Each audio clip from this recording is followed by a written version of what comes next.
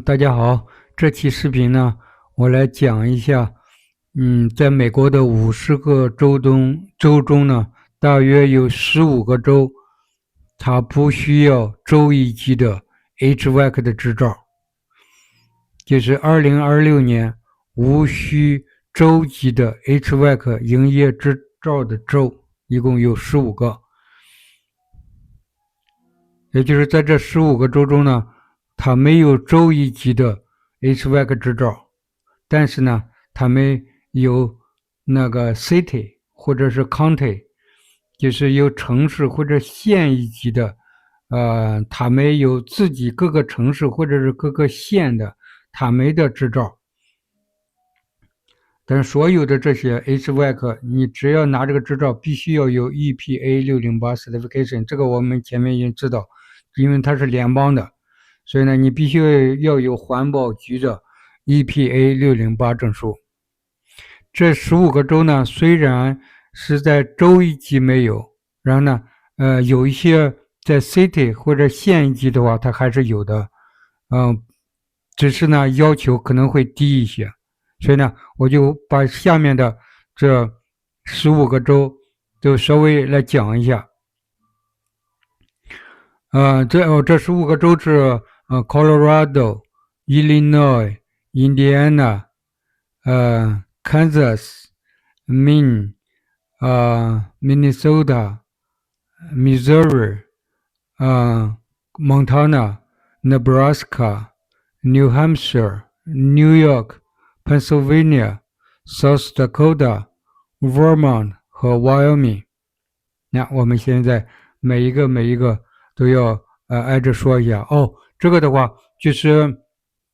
你要是看一下他们为什么就是要求的，对这个不是太在意的话，是因为它主要是靠近北部的几个州，他们大部分时间一年的大部分时间都是加热，所以呢，他对这个空调对这个制冷剂的接触它比较少，所以呢，他们对这个要求也不是太在意。也就是说，你在这15个州呢，你不需要州级的执照，既可以启动或者是经营暖通空调业务。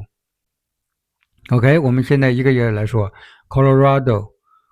的话，我们只是讲 license type 和那个它的要求 requirements， 还有 salary 和工资，我们主要是从这3个方面来讲。这个的话，因为它是每个城市都不一样嘛，每个城市或者是每个县都有县的要求，所以呢，你要是想做这方面的业务的话，你在这几个州，你想做这个空调安装制冷方面的业务的话，你也要去到你们的那个city 的那个网站上去看一下他们具体的要求。我这儿说的这个 license type 就是执照的类型以及它的要求，都是根据现有的这些信息，有一些是那个AI 给出来的，有一些是到别的公司的那个网站上去查出来的。这个的话，像这个 license type 呢，它只是列出来是几个大城市的，所以呢，我把能看到的，然后我就写在这儿，以及它相应的一些大城市的要求。具体的你所在的城市，你要具体去看一下。现在的话都有 AI 翻译，或者是你直接用那个网页来翻译，然后你可以看一下。好，我们看一下 Colorado 它有Class A、B、C， 然后 C 的话，一般你要申请 C。Specialized license， 像它是专门 HVAC 和制冷refrigeration 是分开的。你看它没加热用的比较多，它还有一个gas piping也属于一种特殊的一种执照。它的要求呢，你看这个的话是 some cities require mechanical contractor licensing with exams or verified experience。这什么意思呢？就是有一些城市呢，它要求mechanical contractor 的执照。你这个执照是怎么获得呢？一方面是你通过考试来获得，还有一个呢，你如果能提供7000到8000个小时的这个实际经验的话，哎，你也可以拿到这个 mechanical contractor 的那个执照。那个 mechanical contractor 的执照呢，比专门 HVAC 的要更范围更广一些，所以呢，你如果是能拿的话，你要尽量的要拿 mechanical 的那个执照。你像我的话，我就拿的是 mechanical 的执照，因为那个 HVAC 和那个 refrigeration 只是在 mechanical 执照里面只是占一部分，所以呢，你要能拿到 mechanical 的执照是最好的。这个工资呢，在 Colorado 的话，大约是66000，这个是中间的水平，就是你有工作经验，有2到4年的经验的话，一般都是中间的，也可以拿到66000。OK，然后后面的话我就快一点了。Illinois 它的类型的话，一个是 General Contractor Pulls Permit，如果是你要安装一些新的空调。在一些新的建筑里面，或者是老的建筑里面，你要添加一些空调或者是加热设备的话，你需要 general contractor，不然的话，你不应该需要，可以不需要。但是呢，它有个要求，就是你要求你要有一定的经验，一个是 training，一个是那个 apprenticeship，就是那个培训或者学徒。你正规的教育的话，一般就是一些社区大学、一些 HVAC technical 的 institute 的 training，还有一些那个短期的培训，然后这种都属于正规教育。或者是在职培训，就是 on the job training，这个就是指那个学徒了。然后你跟着一个师傅，或者是到一个公司里面，你跟上几年，然后你就可以去拿这个执照去，或者你甚至你仔细查一下吧，应该有的不需要拿执照，你有这个经验，然后你就可以直接去修去了，或者安装。他的工资呢，大约是67000。我们看下一个，印第安纳。印第安纳的话，它是在城市和县一级有 mechanical contract license 和 HVAC contract license。你看，就像我说的一样，就是你可以考 mechanical 的，也可以专门考 HVAC 的。它的要求呢，要求你必须有具体的经验，有那个 journeyman 和 master，就是一个技工和师傅，有这方面的那个 license。你要有4年的实践经验，工资呢大约是62000。我们看下一个，Kansas 呢，然后它有，你看它这个apprentice，就是他那个学徒，他都可以给你发这个执照。但是呢，你发了这个执照之后呢，你必须要跟着一个公司去学去。所以呢，但是呢，你有了注册他这个学徒之后呢，因为你有一定经验之后，你就直接可以转变成下一级，就是 journeyman，就是技工。然后 journeyman 你再干时间长了，你就可以转那个 master。然后呢，你再干时间长了，你就可以拿到这个 trade contractor， 专门的承包商。你看他的要求的话，就是那个你要拿这个 journeyman 技工的执照的话，你需要有1年的工作经验和1年的trade school 的那个正式的这个教育、正式的培训，或者是你要是没有这个培训的话，你有2年的实践经验也可以，2年的实践经验也可以。然后呢，你如果要拿 master license 的话，你要有2年的journeyman的工作经历，或者是你有4年的那个工作经验，你也可以直接就跳过这个 journeyman，直接申请这个master 师傅一级的那个执照就可以了。这种都需要实际经验，然后就可以了。他的那个 salary 大约是63000。第五个 mean， 这个的话，它就有journeyman，它就有两种，一个是技术工人，还有一个师傅这种 contractor 的执照。他要求拿执照的话，你要有1000到大约2000个 hours 的那个实践经验，你可以申请那个师傅一级的执照。他的那个工资大约是那个63000，63000，OK。第六个是Minnesota 的话，它也是 Journeyman 和 Master，它是有两种执照。它要求呢有正规的教育，像社区大学，刚我说的社区大学一些 training，短期培训，都可以，或者是另外一种就是学徒，你有一定的经验。这种的话，你得要收一下你的证明，就是你确实有这个经验。他的 salary 呢大约是66000。我们看第7个，Missouri 的话，你看它有就是 Kansas City 或者是 Saint Louis，它不同的城市呢，它有的执照类型不一样，但是呢，他们都有一个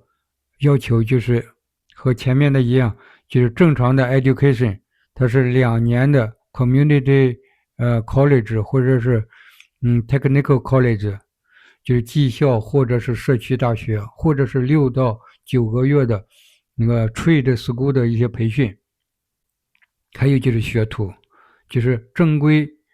教育和学徒。他的 salary 呢大约是63000。Montana， 然后它是你看你这个你都看不出来，它有那个 construction contractor registration， 然后 independent contractor exam certificate， 你看你都看不出来和 HVAC 有什么关系，但是呢，它是要求你要获得有训练的实践经验就可以了。因为它靠北部嘛，靠北部的话，它基本上你看不到空调，就是制冷的这一部分的要求。它的salary 的在蒙大拿，然后大约是61000。Nebraska 呢，它有你看它这个学徒，它可以给你发学徒的执照，或者是技工的执照 journeyman， 或者是 master， 或者是师傅一级的执照。他要求呢，就是那个，这什么学徒的话，他要，有一定的那个实践经验。那你要在那个一个技工或者是师傅的那个指导下，然后获得一定年数、一定时间的技术培训，或者是 journeyman 的话，也就是在上一级比他高一级的，在 master。licensed master 下面呢，在指导，然后呢，你要是一步步都走过来的，你也注册了那个学徒，然后呢，后来又考了 journeyman 的 license， 后来呢，你就可以直接申请 master license。主要是要求你有经验就可以了，获得训练经验。他的工资呢，大约是62000，大约是62000 Nebraska。New Hampshire， 你看它有6种执照，但是呢，你要看一下这种执照，这个里面你都看不到，就是哪一些和那个什么有关，和制冷有关，大部分都是 fuel gas fitting，trainee license， 也就是主要是加热，你看他们那边 oil heating technician certification。大部分就是和加热有关，制冷的话很少。但是呢，你必须要获得一定的实践经验，然后呢，他要考试呢，他要 pass the exam， 要过了考试，有一定的实践经验，然后呢，同时还要考试。他的工资呢，大约是66000，一年66000。11 New York， 这是纽约州。纽约州，你看它是 oil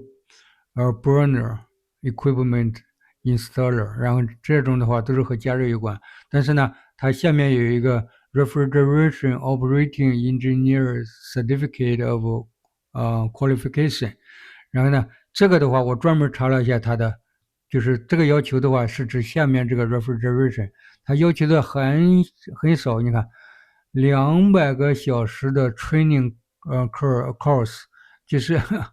training 200个小时，然后呢，以及25个小时的实地经验，然后就可以了。或者是有1年的实践经验，就是你跟着一个在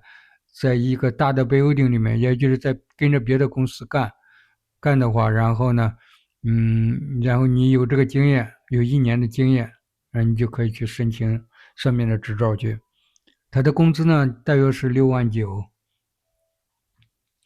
万。Pennsylvania 的话，你看这个的话也看不出来哪儿是制冷，它是 sheet metal apprentice、sheet metal system technician、home improvement contractor，然后这种的话你都根本就看不出来，看不出来和制冷哪儿相关。但是呢，它需要有4年的学徒经验，然后呢，你还要考试，要通过这个考试。那工资的话，大约是6.5万。South Dakota 呢，它有mechanical 的这种那个 apprentice，然后那个 mechanical contractor，然后 refrigeration contractor，它的要求呢要求8000个小时的那个学徒经验。你就可以去申请上面的执照，然后呢，同时呢，你要考试过关，工资呢大约是6万块钱，这个工资稍微低一点。然后 Vermont 的话，他们你看一个是加热 gas oil heating，automatic gas oil heating 就是 A1 或者是那个 refrigeration and air conditioning 就是 C3，它要求的话，正规的 education，你这个正规的 education 呢，加起来呢要2000个小时，或者是有2年的实践经验，就相当于有4000个小时的实践经验，4000个小时，然后呢，你还要考试，工资呢大约是6万块钱。Wyoming 的话，它是那个学徒、技工、master 和专门的 contractor，它有这么几种那个执照，它需要4到5年的实践经验，以及呢你要通过考试，工资呢大约是6万块钱。OK，这是这15个州，它没有州一级的那个执照，不需要州一级的，没有统一的这个执照。每一种执照呢，你要是想做生意的话，就是在城市一级或者是县一级。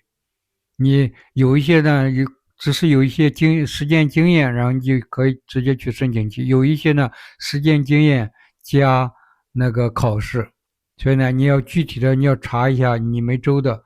那些规定。具体的，每个州的每个城市和每个县，他们有专门的规定。OK，这就是这方面的那个不需要州一级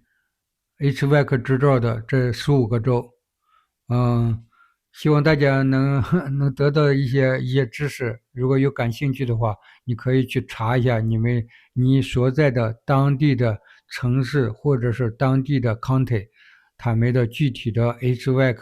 license 要求的具体的那个要求是什么？如果是你有什么问题的话，英语不太好的话，我也可以帮着你打电话问，或者是你在网上一般的话都能找得到。如果还有不清楚的话，你可以给他们打个电话，我也可以帮你打个电话。你如果是很感兴趣的话，OK，像这种的话都是北部的一些州，所以呢，他们大部分的和加热有关的，像我们这个制冷空调这个上面应该很少。不过你们如果是想学一些空调方面的经验的话，我这边有机会可以提供。你们如果愿意过来training 的话，如果过来想学点经验的话，可以联系我。好的，这期视频就到这儿。下一次的话，我还是按照那个其他的一些那个 alphabet 那个这样申请下来，看一些没有讲到的其他的一些州，我都挨着再具体讲一下。就是需要州一级的 HVAC 执照的那些，他们的具体的要求会更严一些。好的，下个视频见。